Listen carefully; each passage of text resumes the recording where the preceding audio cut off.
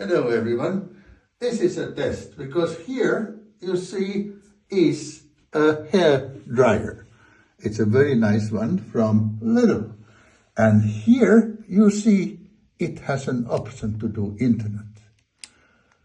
But here is also to get your hair frozen or something, or maybe unfreeze your brain. Anyhow, if we put this on and then we try to do something with it. Now I will put it on the internet. I get the light and I sniff the air. I put more heat and more power.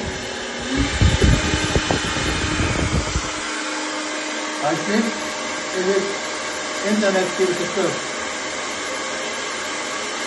A little bit, I think someone said it's ozonization or maybe ionization of the air.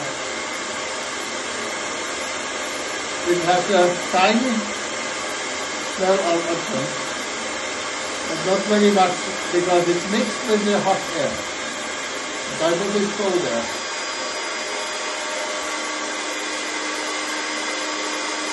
Yes, a little bit ozone, and I can feel it in my head. That's it. See you next time. Bye bye bye.